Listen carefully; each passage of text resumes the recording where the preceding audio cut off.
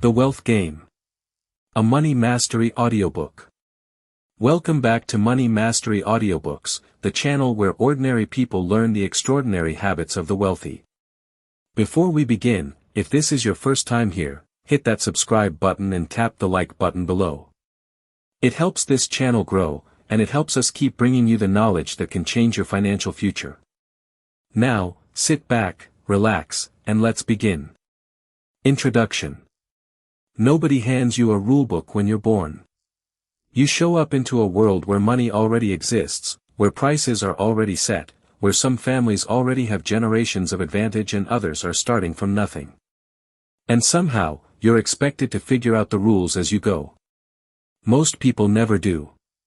They spend decades working, spending, saving a little, worrying a lot, without ever realizing they've been playing a game the entire time. A game with rules.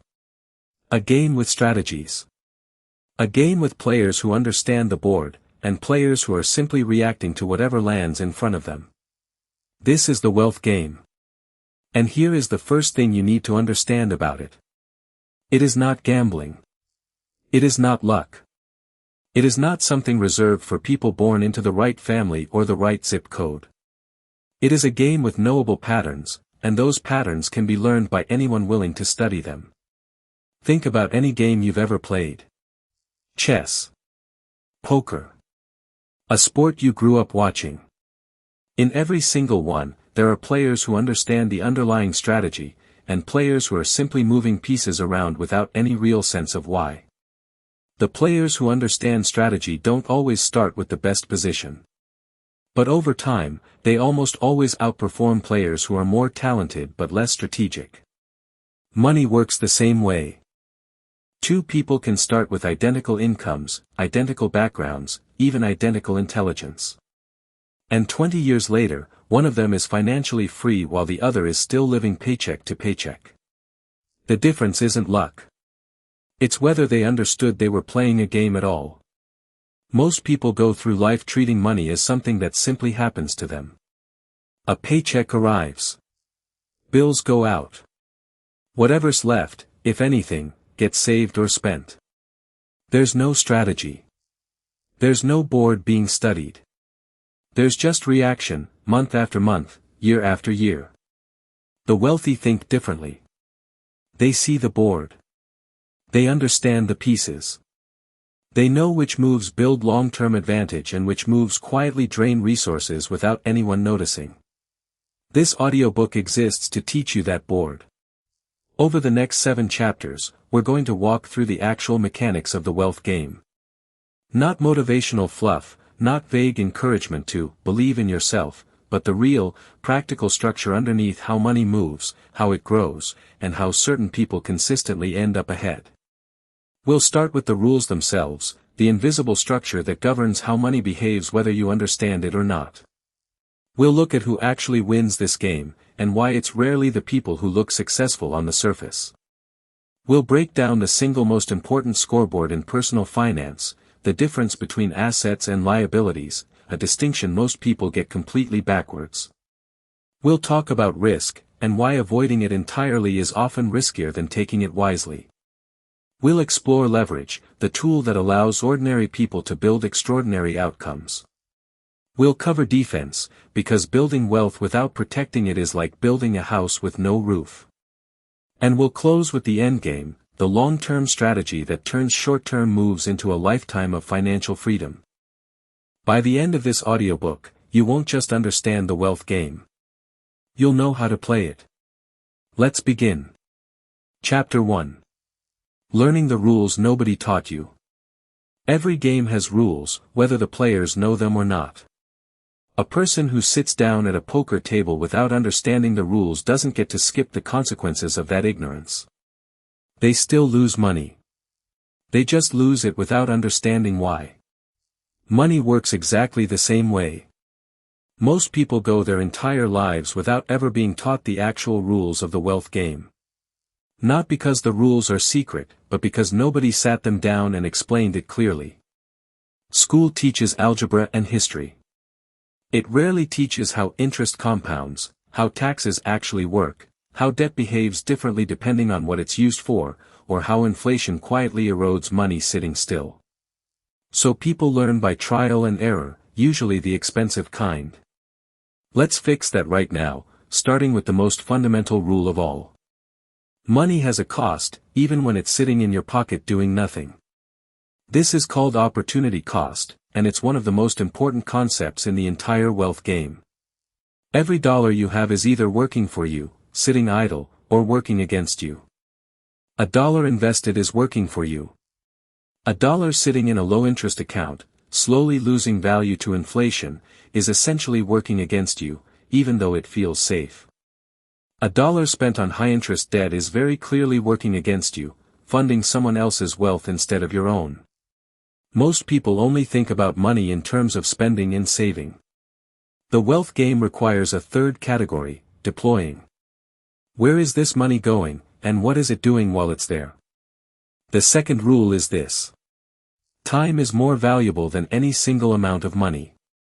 This sounds obvious once stated, but almost nobody actually plays as if it's true. Given the choice between a smaller amount of money now and a larger amount later, most people choose now, every single time, even when the math clearly favors waiting. This isn't stupidity. It's how the human brain is wired. We're built to prioritize immediate rewards over distant ones, a tendency that made sense for most of human history but works against us in a modern financial system built on delayed, compounding rewards. Understanding this rule means recognizing that every early financial decision echoes forward for decades. Starting to invest 5 years earlier isn't a 5-year advantage. Because of compounding, it can easily become a decades-long advantage by the time you actually need the money. The third rule is this. The system is not neutral. Certain financial structures are built to favor people who understand them, and quietly disadvantage people who don't. This isn't a conspiracy theory. It's simply how tax codes, lending systems, and investment vehicles are designed. A person who understands how tax-advantaged accounts work keeps more of what they earn than a person who doesn't, even with identical income. A person who understands how credit works can borrow cheaply to build assets, while a person who doesn't understand it borrows expensively to fund consumption. The rules aren't hidden. But they aren't handed to you either. You have to go looking for them. The fourth rule, and perhaps the most important one for how you'll experience the rest of this audiobook, is this. The wealth game is won slowly. There is no level in this game called get rich overnight that doesn't also carry a nearly guaranteed level called lose it just as fast. The rare exceptions people love to talk about, the lottery winners, the meme stock traders, the overnight successes, are exactly that. Rare exceptions. Most of them, statistically, end up back where they started within a few years. The actual winning strategy, the one available to virtually anyone, is unglamorous. It's built on understanding these rules and applying them consistently, for years, while other people are still reacting to whatever lands in front of them. Once you see these rules clearly, you can never quite unsee them. Every financial decision starts to look different. Every purchase becomes a question of opportunity cost. Every year of delay becomes a visible cost rather than an invisible one. Every financial structure becomes something to understand rather than something to fear. That shift in perception, more than any single tactic, is what separates people who play the wealth game well from people who never realized they were playing it at all. Chapter 2. The players who actually win. Walk through any wealthy neighborhood and you'll see the appearance of success everywhere. Expensive cars in driveways. Large houses. Designer clothing. Here's an uncomfortable truth the wealth game teaches quickly. Appearance and actual financial position are often almost entirely disconnected. Many of the people who look the wealthiest are, in financial terms, playing the game poorly. They've simply found a way to look like winners while quietly losing. And many of the people who actually win this game, the ones with substantial assets, genuine financial freedom, and real long-term security, often look completely ordinary. Modest homes. Older cars. Nothing that would catch your attention walking past them on the street. This isn't a coincidence. It's a direct result of how the game actually works. The people who look wealthy but aren't often fall into a specific pattern. High income, matched by equally high spending. Every raise gets absorbed by a nicer car, a bigger house, a more expensive lifestyle. Their net worth, the actual measure of financial position, stays flat or even declines, even as their income climbs. This pattern has a name in financial circles. Lifestyle inflation. And it is, without exaggeration, one of the most common reasons intelligent, hardworking, high-earning people never actually build wealth.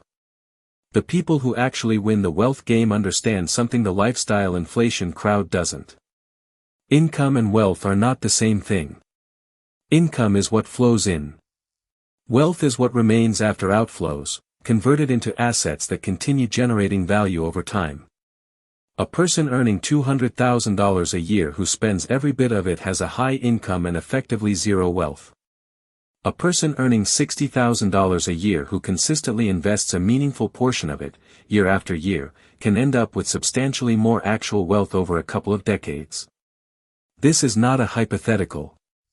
It plays out constantly, in real families, in every income bracket. So who actually wins this game? The winners share a specific set of behaviors, regardless of their starting income. They separate their identity from their spending. Their sense of self-worth doesn't depend on what car they drive or what neighborhood they live in. This single trait alone removes an enormous source of financial pressure that drives most lifestyle inflation. They automate their wealth building. Rather than relying on willpower to save what's left over at the end of the month, which rarely works, they build systems that move money toward investments and savings before it ever reaches their spending accounts. They think in decades, not months. Their financial decisions are evaluated not by how they feel this week, but by where they'll land in 10 or 20 years. They study the game. They read, they ask questions, they seek out people who are further along the path than they are, and they apply what they learn rather than simply consuming information passively. And perhaps most importantly, they are patient in a culture that constantly pressures them not to be. They watch others upgrade their lifestyle and feel no urgency to match it, because they understand that the wealth game rewards those who play the long stretch, not those who look impressive in the short one. Here's the part that should genuinely change how you see your own financial position, starting today. Winning this game has almost nothing to do with your starting income, and almost everything to do with these behaviors. A modest income applied with these principles, consistently, over a long enough timeline, regularly outperforms a large income applied without them. This means the game is far more accessible than most people believe. You don't need a rare opportunity, a wealthy relative, or an unusually high salary to become a genuine winner in the wealth game. You need the behaviors. The income is almost secondary. Chapter 3. The scoreboard that actually matters. If you want to know how you're actually doing in the wealth game, there's only one number that tells the truth. Not your salary. Not the size of your house. Not the model of car in your driveway. Your net worth. Net worth is calculated simply. Everything you own that has real value, minus everything you owe. Assets minus liabilities. And understanding the difference between those two categories is, without exaggeration, one of the most important financial lessons available to any person, at any income level. Here's where most people get confused, sometimes for their entire lives. An asset is something that puts money in your pocket, whether through income, appreciation, or both, without requiring your constant active effort to maintain that value. A liability is something that takes money out of your pocket to maintain, regardless of what it appears to be worth on paper. This sounds simple, but applied honestly, it reclassifies a lot of things people assume are assets. Take a house, for example. A primary residence, the one you live in every day, generates no income. It requires mortgage payments, property taxes, maintenance, insurance, and countless smaller expenses. Even as it potentially appreciates in value over time, it is, in the strictest sense, taking money out of your pocket every single month you live in it. This doesn't mean buying a home is a bad decision. It can absolutely be a wise one, for stability, for eventual equity, for a variety of legitimate reasons. But calling it a pure asset, the same category as an investment that pays you income, is where the confusion begins. Compare that to a rental property that generates positive monthly cash flow after all expenses. That is functioning as a true asset, putting money in your pocket consistently, without requiring you to trade additional hours for it. Compare it to a dividend-paying investment portfolio. Also a true asset, generating income independent of your daily labor. Compare it to a car. Almost always a liability, losing value the moment it leaves the lot, requiring insurance, fuel, and maintenance, providing utility but never generating income. The wealth game is fundamentally about shifting your resources, deliberately and consistently, from liabilities toward assets. This is where the earlier chapters connect directly to this one. Every dollar spent on a liability is a dollar that cannot simultaneously be building toward an asset. Every dollar redirected toward an asset begins compounding, working on your behalf even while you sleep. Most people's financial statements, if they honestly wrote them out, would reveal a pattern. A significant portion of their income flows toward liabilities. Car payments. Consumer debt. A lifestyle sized to match or exceed their income. And only whatever happens to be left over, often very little, flows toward genuine assets. The people who win the wealth game flip this pattern deliberately. They prioritize acquiring assets first, treating that allocation as non-negotiable, and they let their liabilities occupy whatever remains, rather than the other way around. This single reframe, tracking net worth rather than income, and consciously distinguishing assets from liabilities, changes how nearly every financial decision gets made. A raise stops being an automatic invitation to upgrade your lifestyle, and starts being an opportunity to accelerate your asset column.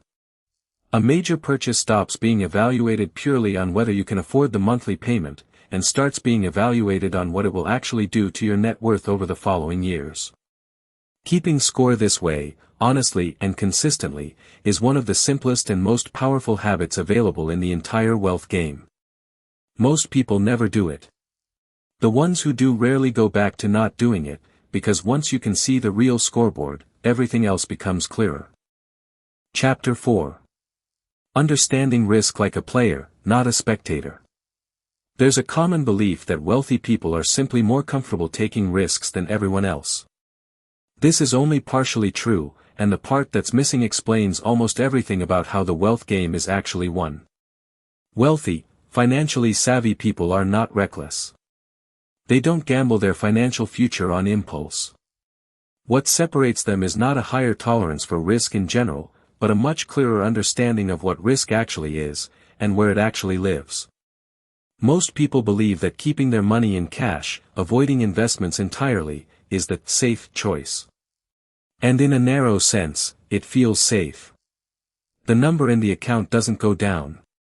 But here's what the wealth game teaches about that assumption. Doing nothing is not actually risk-free. It carries a quiet, guaranteed risk of its own. Inflation reduces the purchasing power of money sitting still, year after year, whether you notice it happening or not. A sum of money that feels secure today will very likely buy meaningfully less a decade or two from now if it never grows to outpace inflation. This means the choice was never between risk and no risk. It was between a visible risk, one that involves market fluctuations you can see and feel, and an invisible risk, one that erodes your position quietly, without ever showing up as a dramatic loss on a single day. The players who actually win the wealth game understand this distinction clearly, and they choose the visible risk deliberately, because over long time horizons, it has historically produced far better outcomes than the invisible one. This doesn't mean all risk is created equal, or that recklessness is somehow disguised wisdom.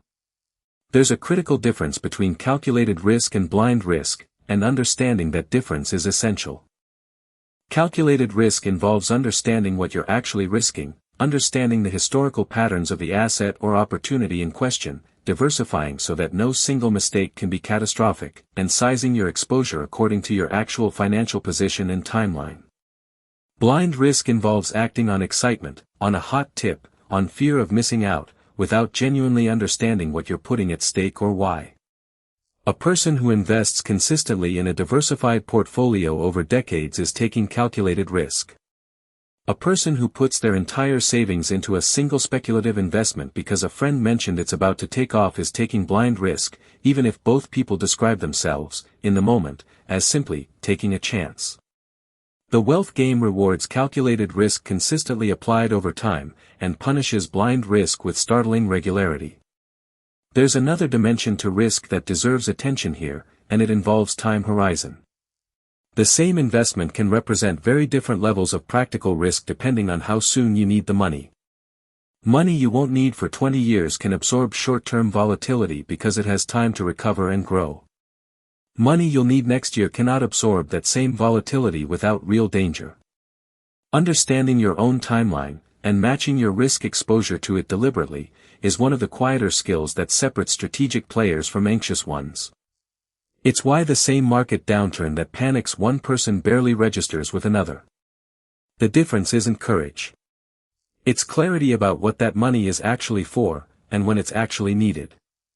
Finally, it's worth naming the emotional dimension of risk directly, because the wealth game is played as much in your own mind as it is on any spreadsheet.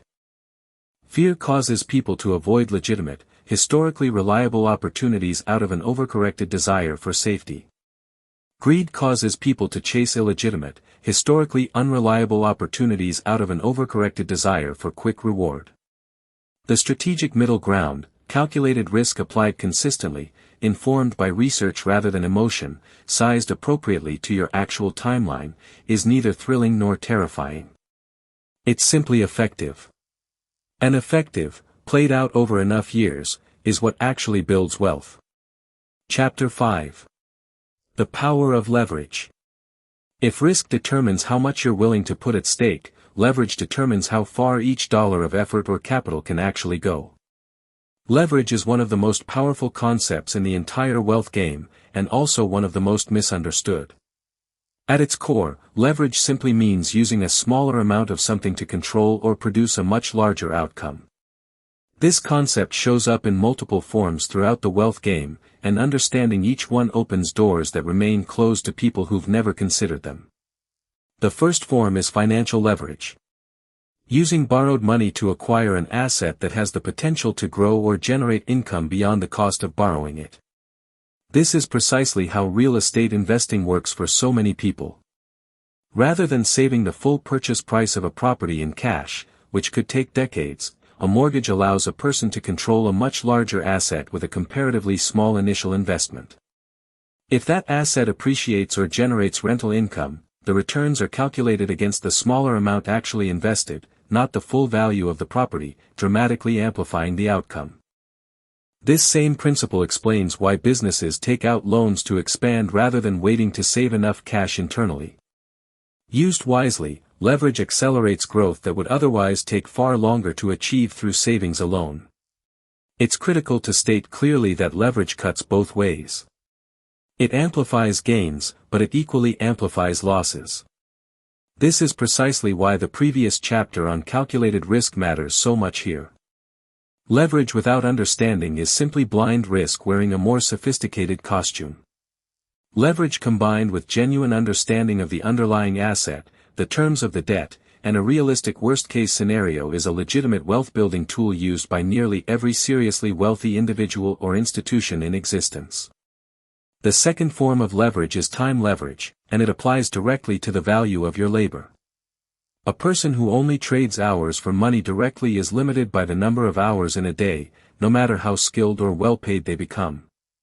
There's a hard ceiling on that kind of income, because time cannot be duplicated. A person who builds something that continues producing value after the initial hours are invested has introduced time leverage into their income. A book, once written, can be sold repeatedly without the author rewriting it each time. A course, once created, can be purchased by thousands of people without the creator teaching each one individually. A piece of content, once produced, can continue generating value long after the hours spent creating it have passed. This very audiobook is a direct example of time leverage in action. The hours invested in creating it are fixed, but the value it provides can reach far beyond a single conversation, a single listener, a single moment. The third form is skill leverage, and it explains why certain people achieve outsized results relative to their peers despite working similar hours. A person who develops rare, valuable skills accomplishes more in an hour than a person without those skills accomplishes in a day. Their expertise leverages their time, allowing them to produce disproportionate value relative to the hours invested. This connects directly back to the value equation discussed in earlier audiobooks on this channel, and it remains one of the most accessible forms of leverage available to virtually anyone willing to invest in developing it. The fourth form, often overlooked, is relationship leverage. The people you know, the networks you're part of, and the trust you've built with others can open opportunities that would be entirely inaccessible working in complete isolation. A single introduction from a trusted connection can accomplish in minutes what months of cold outreach might never achieve. Understanding leverage in all these forms reframes how you approach nearly every decision in the wealth game. The question shifts from simply, how hard am I working, to, how effectively is my time, capital, skill, and network being multiplied. The players who consistently outperform others in this game are rarely working dramatically harder than everyone else. They've simply learned to apply leverage deliberately, in multiple forms, so that each unit of effort or capital produces a larger result than it otherwise would. Chapter 6. Playing Defense. Every serious player of any game eventually learns a hard truth. Offense wins attention, but defense often determines who actually stays in the game long enough to win it. The wealth game is no different. So much financial content focuses entirely on growth. How to earn more. How to invest more aggressively. How to build bigger and faster. This matters, and the previous chapters have covered it in depth. But growth without protection is fragile, and fragile wealth has a way of disappearing exactly when you can least afford it to. Playing defense in the wealth game means building the structures that protect what you've already built, so that a single unexpected event doesn't undo years of disciplined progress. The first line of defense is an emergency fund. A pool of easily accessible cash, separate from your investments, sized to cover several months of essential expenses. This might sound too basic to matter in a chapter about strategy, but its absence is one of the most common reasons people are forced to sell investments at exactly the wrong moment, during a market downturn, simply because an unexpected expense left them with no other option. An emergency fund isn't exciting. It doesn't generate impressive returns sitting in a low-yield account. But its entire purpose isn't growth. It's protection, allowing your actual growth-oriented assets to remain untouched and compounding, even when life throws something unexpected at you. The second line of defense is insurance, used deliberately rather than avoided out of a desire to save on premiums. Health insurance, protecting against catastrophic medical expenses that could otherwise wipe out years of savings in a single event. Life insurance, particularly for anyone with dependents who rely on their income. Property insurance, protecting the physical assets you've worked to acquire. Liability insurance, protecting against the unpredictable legal exposures that come with owning property, running a business, or simply existing in a litigious world. Insurance is, at its core, a tool for transferring catastrophic risk away from yourself and onto an institution built to absorb it across a large pool of people. Skipping it to save a modest monthly premium is a classic example of picking up pennies in front of a very large, very real risk. The third line of defense is diversification, a concept mentioned briefly in the chapter on risk, but worth expanding here specifically as a defensive strategy. Concentrating your wealth in a single asset, a single company, a single investment, a single income source, creates a single point of failure. If that one thing fails, everything built on top of it fails with it. Diversification spreads that risk across multiple assets, multiple income streams, and multiple types of investments, so that no single failure can be catastrophic. This doesn't mean diversification eliminates all risk. Nothing does. But it transforms a potential catastrophe into a manageable setback, which is precisely the goal of any defensive strategy. The fourth line of defense is legal and structural protection, an area many people ignore simply because it feels complicated or unnecessary until it suddenly isn't. This includes proper estate planning, ensuring your assets pass to the people you intend, rather than becoming tangled in unnecessary legal complexity. It includes understanding how different account structures protect assets differently. And for those building businesses, it includes understanding how business structures can separate personal assets from business liabilities, so that a problem in one area doesn't automatically threaten the other. The fifth and perhaps most overlooked line of defense is protecting your own earning ability. Your skills, your health, and your reputation are, in many ways, your most valuable long-term asset, especially early in the wealth-building journey before significant investments have had time to compound. Neglecting health, burning out from unsustainable work patterns, or damaging your professional reputation through short-term decisions can undo far more long-term earning potential than most people realize, precisely because these forms of capital are slower to rebuild than a bank account. Playing defense doesn't feel as exciting as playing offense. There's no dramatic story in a well-funded emergency account or a properly structured insurance policy. But the players who last long enough in this game to actually reach their goals are, almost without exception, the ones who took defense seriously alongside growth, rather than treating it as an afterthought. Chapter 7. The End Game. Every game eventually reveals what it was actually about. In chess, it's not really about capturing pieces along the way. It's about the position you end up in. In the wealth game, it's not really about any single investment, any single raise, any single smart decision made along the way. It's about the position those decisions eventually add up to. This final chapter is about connecting everything discussed so far into a coherent, long-term strategy, one designed not for a single winning move, but for an entire winning game, played out over decades. The first principle of the endgame is this. Define what winning actually looks like for you, specifically. The wealth game has no universal finish line. For some people, winning means enough passive income to leave a job that no longer fits them. For others, it means enough security to never worry about a medical emergency derailing their family. For others still, it means enough freedom to spend their time exactly as they choose, regardless of whether that involves working at all. Without a specific definition of your own endgame, it becomes remarkably easy to chase an undefined, ever-shifting target, always feeling behind no matter how much progress you've actually made. Defining your endgame clearly, the way we discuss dreaming specifically in earlier audiobooks on this channel, transforms an abstract pursuit of more into a concrete goal you can actually measure your progress against. The second principle is this. The endgame is reached through consistent moves, not dramatic ones. Every principle in this audiobook, understanding the rules, playing like a winner rather than a spectator, tracking your real scoreboard, taking calculated risk, applying leverage, and playing solid defense, works cumulatively rather than instantly. No single chapter, applied once, wins the game on its own.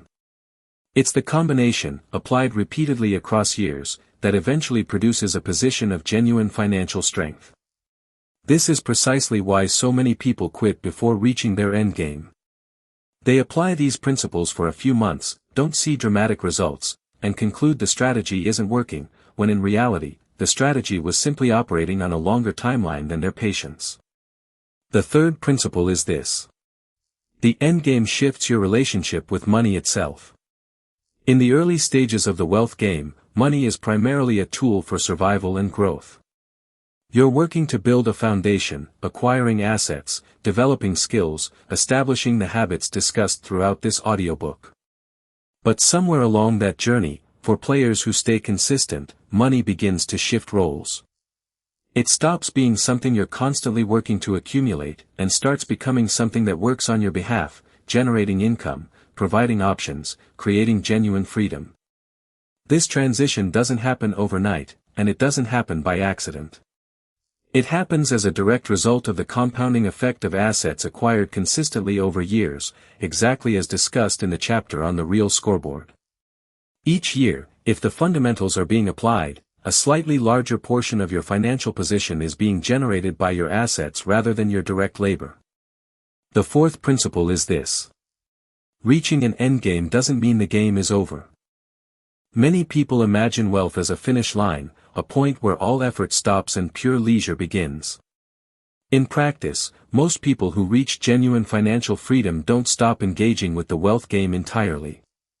They simply get to choose how they engage with it. They can keep building for the pleasure of building. They can shift toward mentoring others, passing along what they've learned.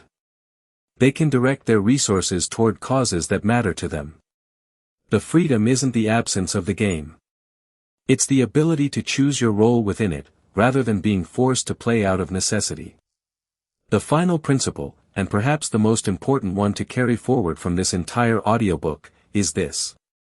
Your position in this game, right now, at this exact moment, is simply your current position. It is not a verdict on your future.